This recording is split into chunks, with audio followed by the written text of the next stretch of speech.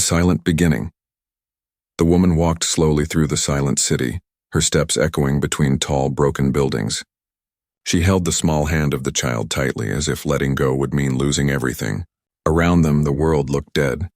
Cars stood still on the road, their doors open, their windows covered in dust.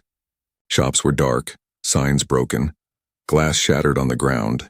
The air carried no voices, no engines, no life.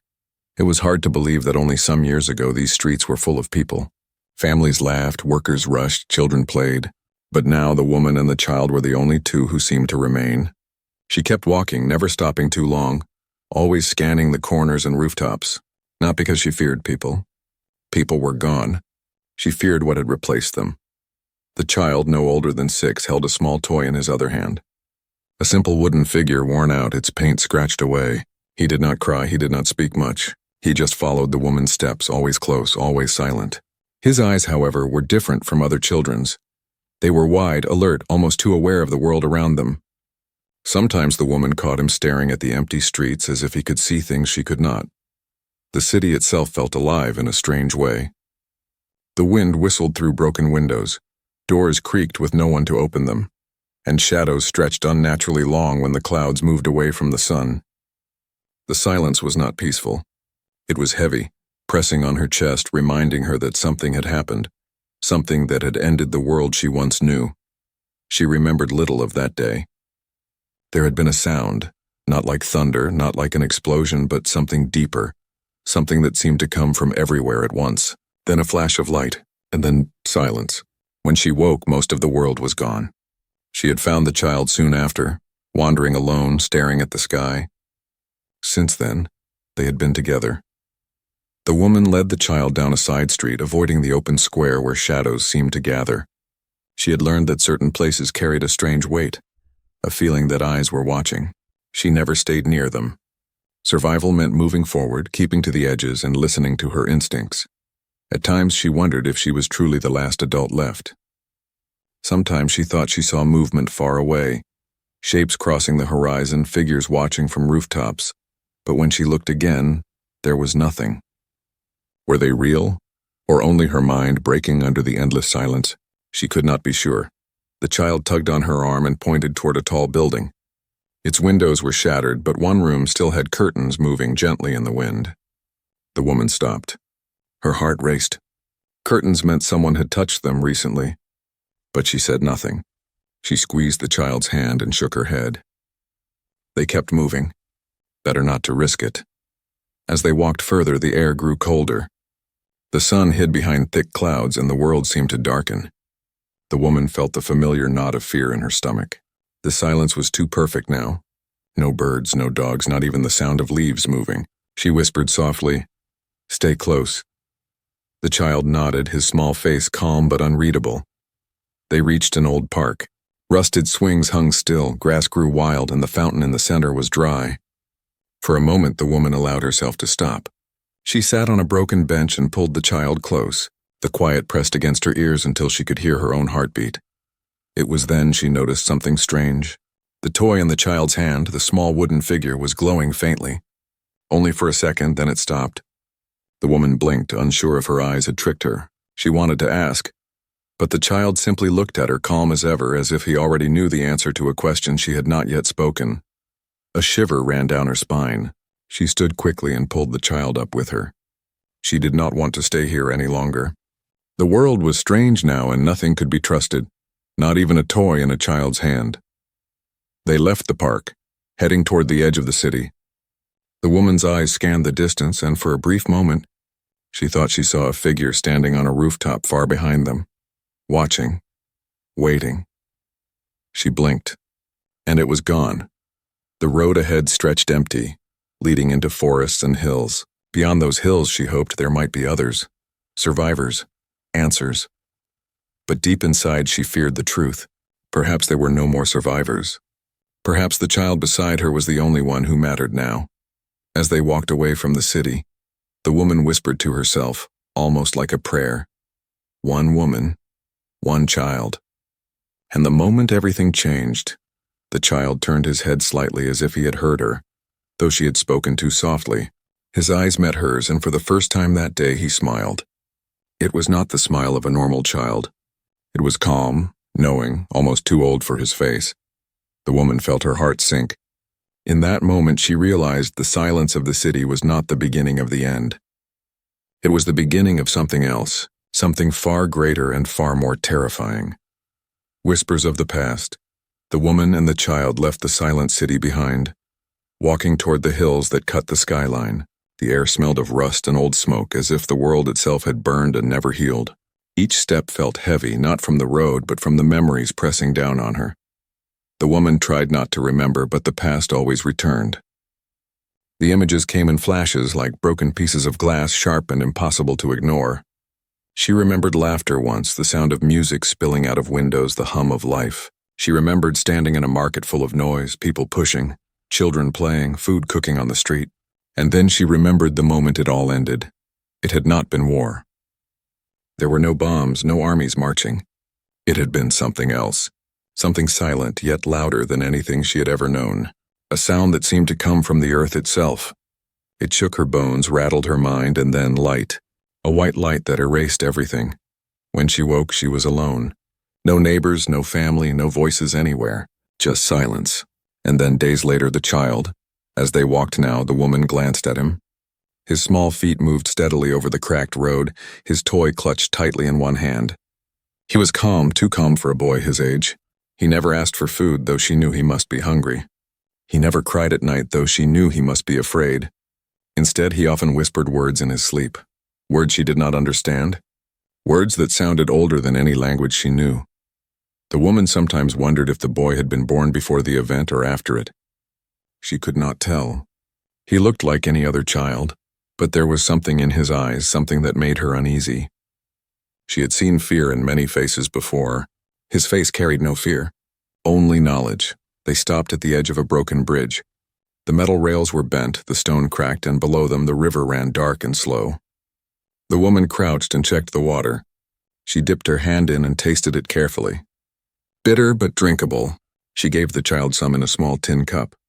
He sipped it silently, his eyes fixed on the water as if he could see something moving beneath it. "What do you see?"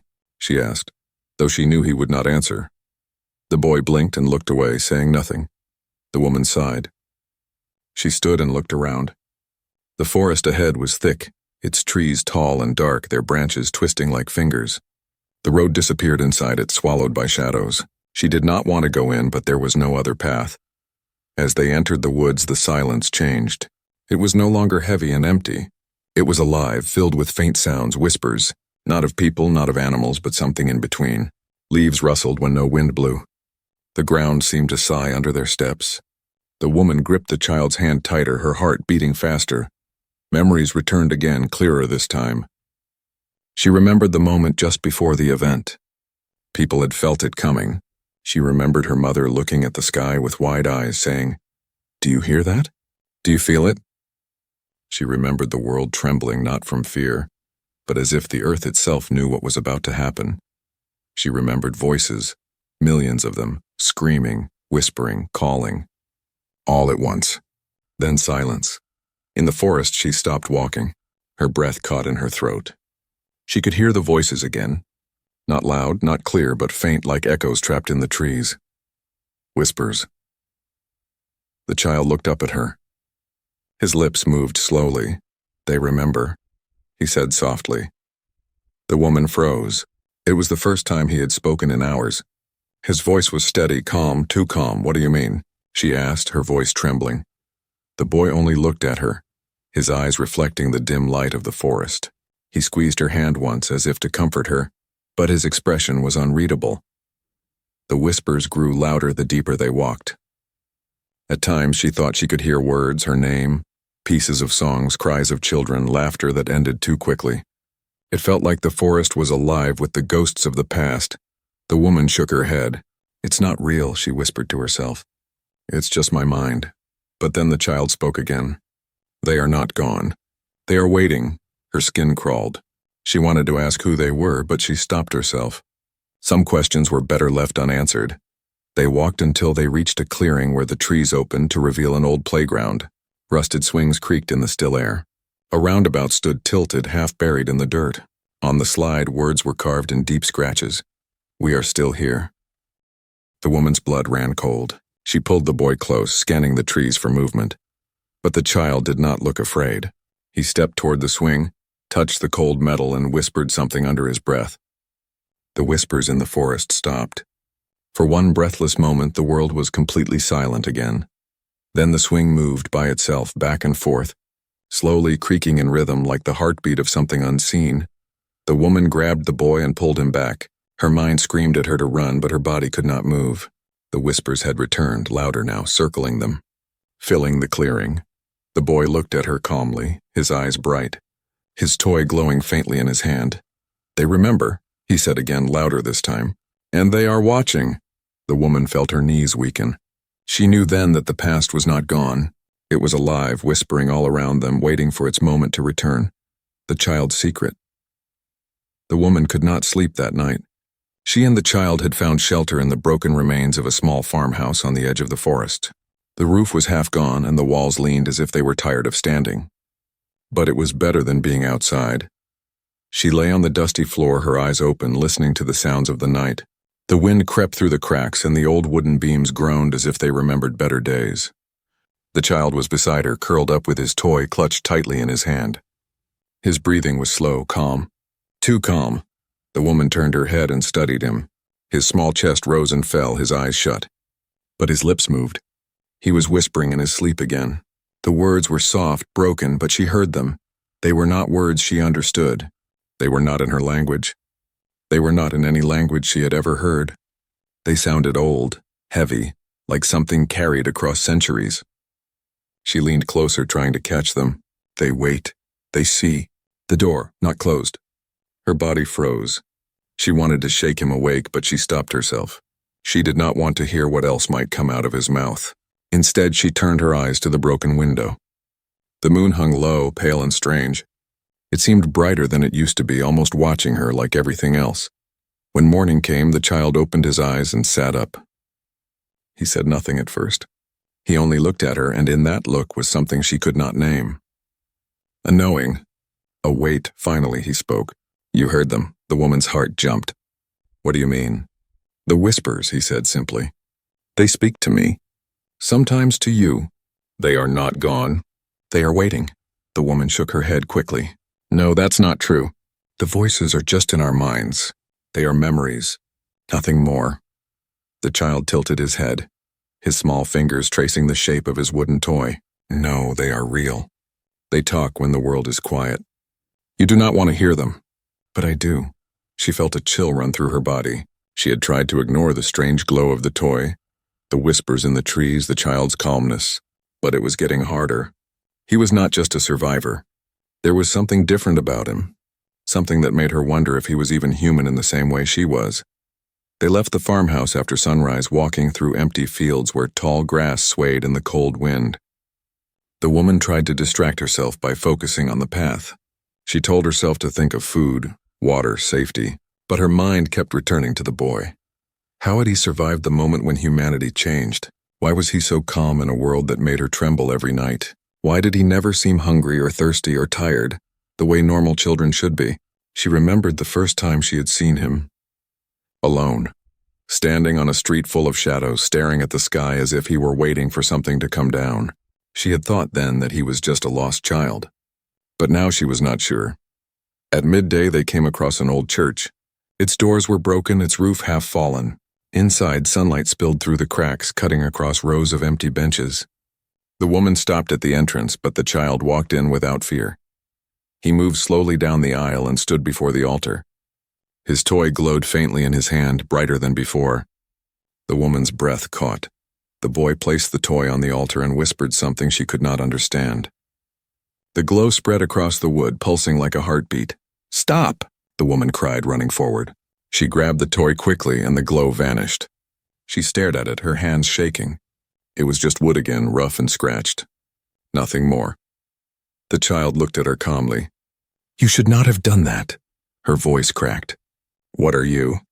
For the first time, the boy smiled. It was not the smile of a child. It was too calm, too knowing. "I am the one who remembers," he said softly, "and I am the one they chose." The woman staggered back. Her heart pounded, her mind screaming at her to run, but her body would not move. Chose for what? She whispered. The child bent down, picked up the toy from her trembling hands, and held it close to his chest. To carry what was lost. To bring back what will come. The woman shook her head. No, that's not possible. You're just a child, just a boy.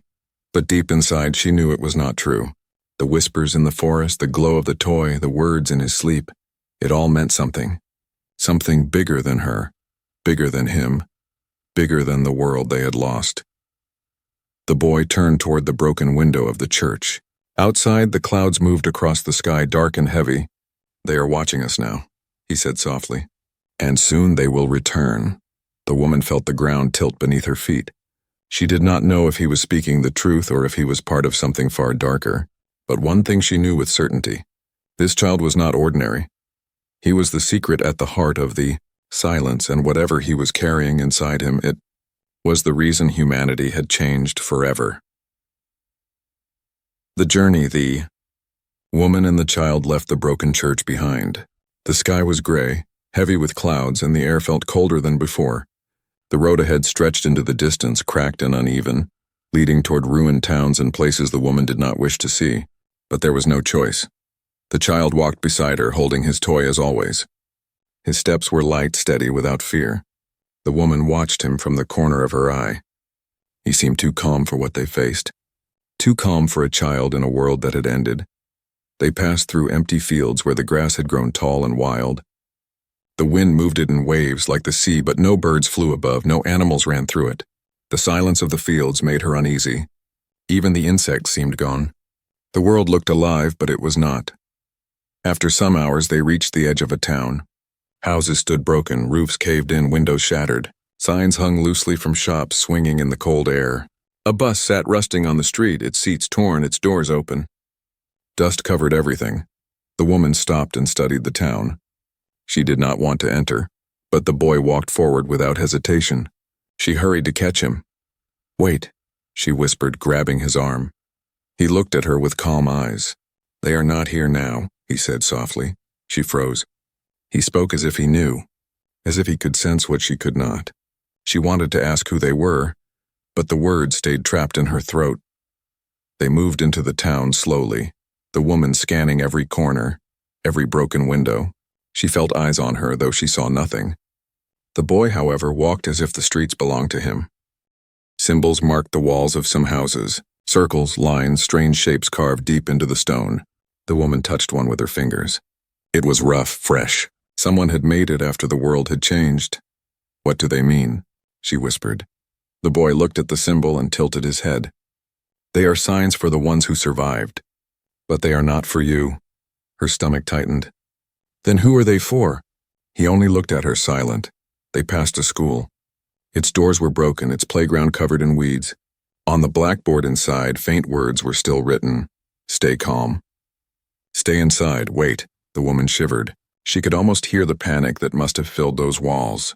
Children crying, teachers shouting, then silence. She pulled the boy away quickly. Further down the road, they came to a square. In the center stood a statue, cracked and broken. Around its base, someone had carved more symbols, glowing faintly in the dim light.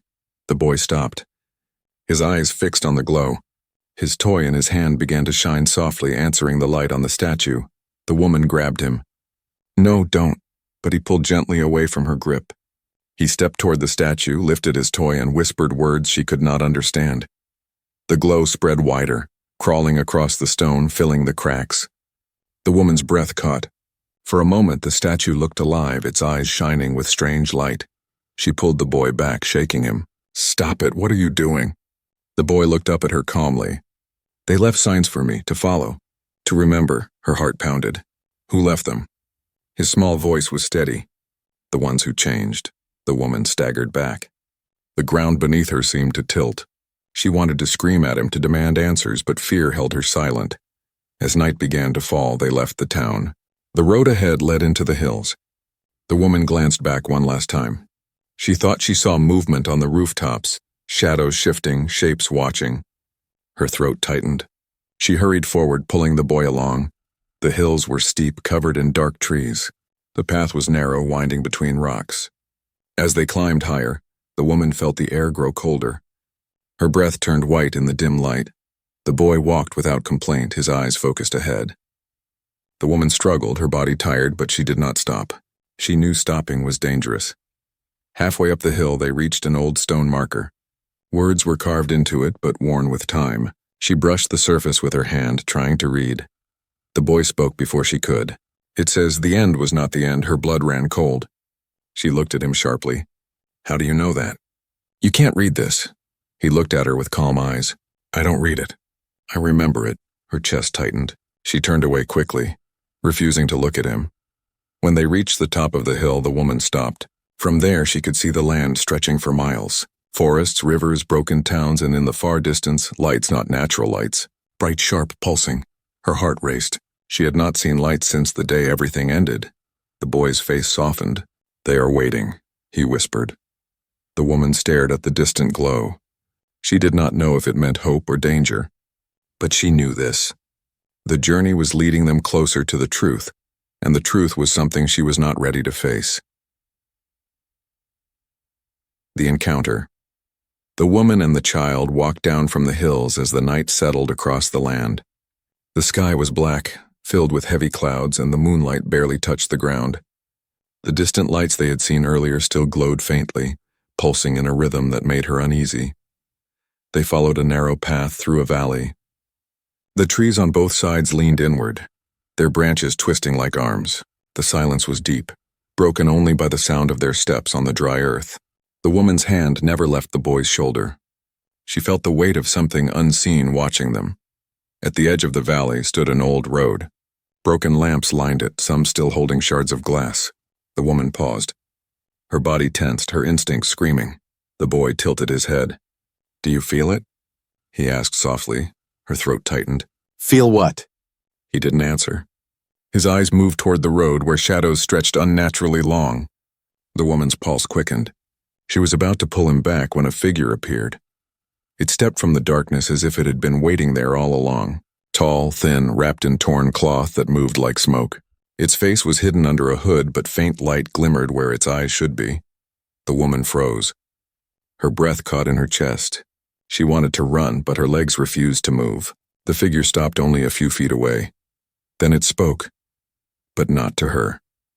Child, it said, its voice low, echoing, almost like two voices speaking at once. You are late. The woman's heart pounded. She looked at the boy, who did not seem afraid. His small face was calm, his toy glowing faintly in his hand. The boy answered, his voice steady. I had to wait. She brought me here.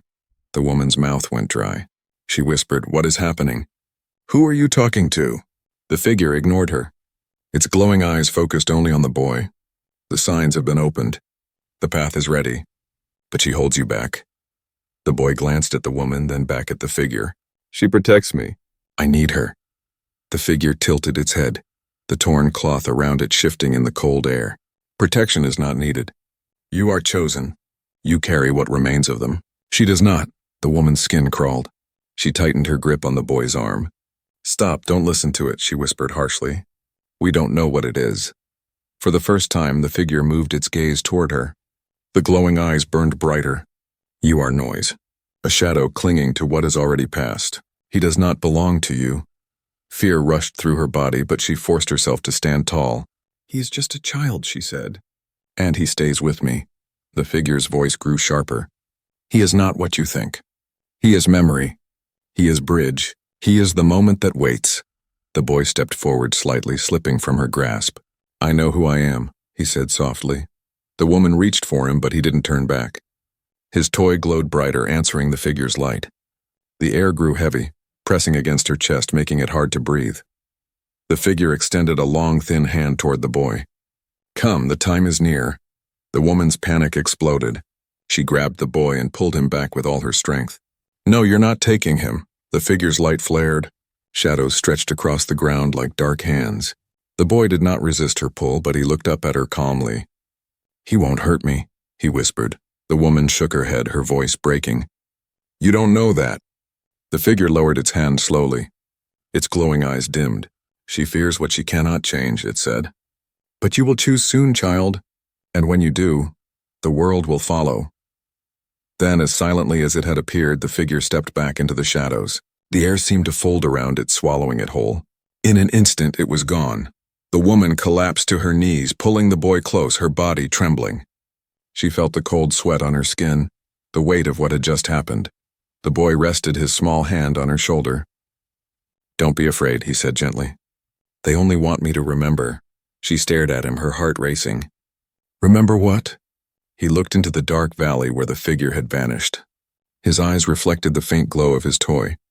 The moment everything changed. The moment that will come again. The woman's stomach twisted. She hugged him tightly, but the fear in her chest would not fade. She knew now that the boy's secret was deeper than she had imagined. He was not just surviving this world. He was part of what had destroyed it. And the encounter proved one terrible truth. Others knew it too. The truth.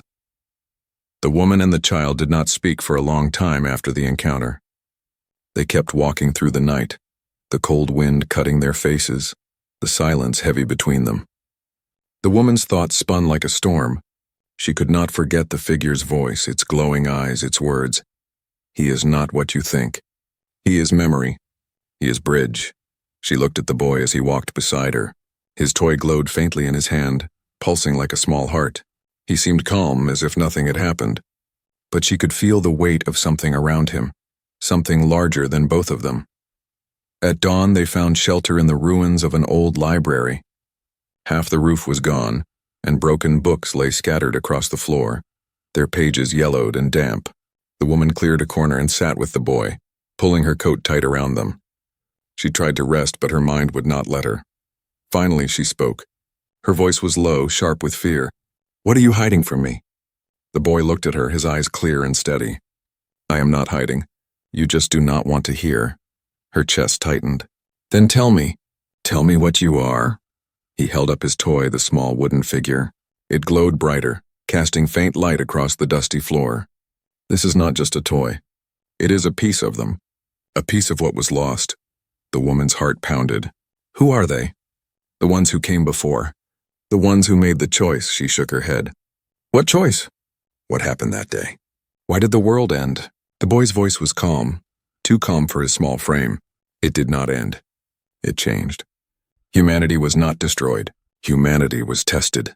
The woman leaned forward, her hands trembling. Tested by who? The boy's eyes darkened as if he carried the memory himself. By themselves. And by what listened. He closed his eyes and began to speak. Not like a child, but like someone much older, carrying memories far beyond his years.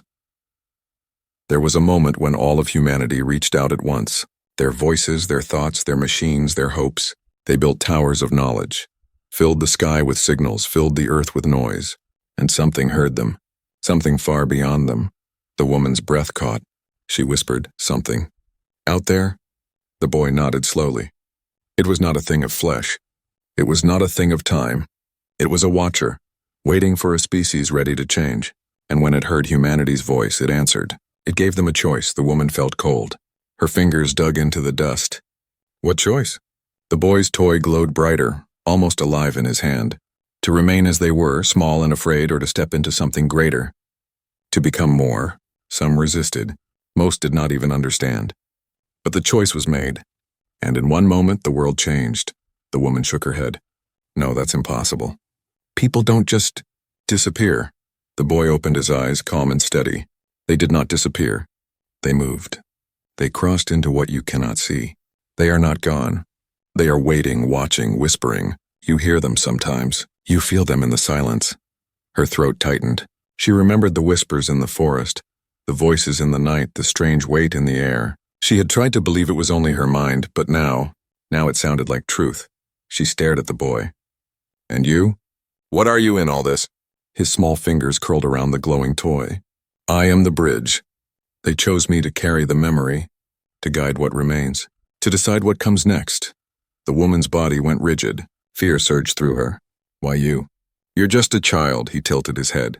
Because I was born in the moment it happened. Half of one world, half of another. I'm not only child. I am memory. I am choice. Her stomach twisted. She wanted to run, to leave him, but she could not. She had taken his hand that day, and since then, he was hers to protect. But now she wondered, had she been protecting him, or walking beside the very reason the world had changed? The boy looked at her, his voice quiet but sharp. You fear me, but without me there is no future. I will either open the way for them to return, or close it forever. The woman's chest rose and fell quickly. She whispered, And what if I stop you? For the first time the boy's calm broke. His voice hardened. You cannot. The choice is not yours, it is mine. It has always been mine. The silence in the ruined library grew heavy. The woman turned her face away, her hands trembling. She felt like the ground beneath her had split. The boy placed the toy on the floor between them. It pulsed with faint light as if alive. His small voice carried through the dust-filled air. The truth is simple. Humanity did not die. Humanity became something else. And now it waits for me to decide whether it should return. The woman closed her eyes. For the first time, she wished the silence of the world had stayed empty. The truth was worse than being alone, because the truth lived inside the child, and the truth was not finished yet. The moment humanity changed forever. Woman and the child left the ruins of the library as the sky grew darker. Heavy clouds pressed low, and the air smelled of rain and ash. The distant lights they had seen before still pulsed faintly on the horizon, brighter now as if calling to them. The woman's steps were slow, heavy. Her mind carried the weight of the boy's words. Humanity did not die.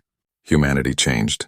Humanity waits for me. She wanted to deny it, to believe he was only a child with strange dreams.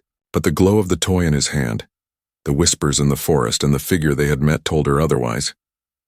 As they drew closer to the lights, the land changed. The trees grew twisted and pale, their bark marked with symbols like scars. The ground itself seemed to hum faintly beneath their feet.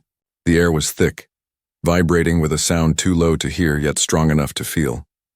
The woman stopped. We shouldn't go any further. The boy looked up at her, calm as always. We must, this is where it ends. Her chest tightened. Ends or begins? He did not answer. He only kept walking, pulling her forward with his small hand. At the top of a ridge, the woman finally saw the source of the lights. In the valley below stood a massive structure, glowing with lines of energy. It looked both ancient and alive, stone and metal fused together, humming with power. It was shaped like a gate, its arch rising higher than the tallest building she had ever seen. Her breath caught. The lights pulsed from within the gate as if something beyond it was trying to push through. The whispers she had heard before were louder here, filling her ears. Overlapping voices of laughter, cries, songs, all tangled together. She pressed her hands to her head, shaking. Make it stop! The boy stood calmly, staring at the gate. His toy glowed bright in his hand, pulsing in time with the structure. His voice was steady. They are calling me. They are waiting for me to choose. The woman grabbed his shoulders, shaking him. Don't listen to them. You don't know what will happen. His small eyes locked onto hers. I know, I have always known. Her breath came fast. You're just a child. You're not meant to carry this. He tilted his head, his expression calm, too calm. I am not only child. I am bridge. If I open the way, they return. Humanity becomes more. If I close it, they are gone forever. Tears burned her eyes. And what if they're not what you think? What if they come back as something worse? The boy's voice softened.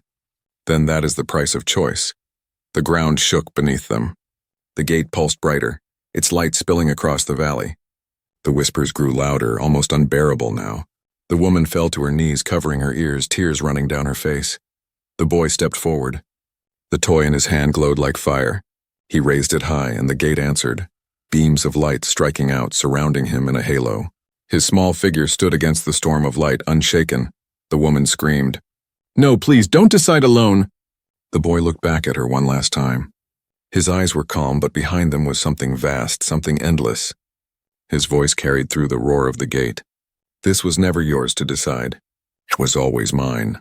The light exploded, covering everything. For a moment, the woman saw faces, millions of them. People she had known, strangers she had never met. All around her, reaching out, whispering, calling. She saw joy, sorrow, anger, hope, all at once. Humanity, alive but not here, waiting, watching. Then the vision vanished. The woman opened her eyes, She was lying on the ridge, the air still, the gate silent. The valley below was empty. The massive structure was gone, as if it had never existed. Her chest heaved as she sat up. The boy stood before her, holding his toy. It no longer glowed. He looked smaller now, just a child again. She whispered, her voice breaking. What did you do?" The boy's eyes met hers. "I chose," her stomach twisted. "Chose what?" He looked toward the horizon, where the first light of dawn touched the sky. His voice was soft, almost lost in the wind. "I closed the way. They will not return. Humanity's future will be what it makes for itself." The woman stared at him, tears slipping down her cheeks. Relief and sorrow crashed inside her at once. She wanted to thank him, to hold him, but her voice would not come. The boy turned to her, his small face calm but tired. "You wanted them back. But they were not meant to be here anymore, not yet. The world belongs to those who walk it, not those who whisper from beyond." The woman's heart broke with the weight of his words. She pulled him into her arms, holding him tightly, as if he were only a boy again and nothing more. The valley lay silent. The whispers were gone. Only the wind remained. The woman closed her eyes, whispering through her tears. One woman, one child. And the moment humanity changed forever, the boy did not answer. He only leaned against her, his toy pressed between them, quiet and still.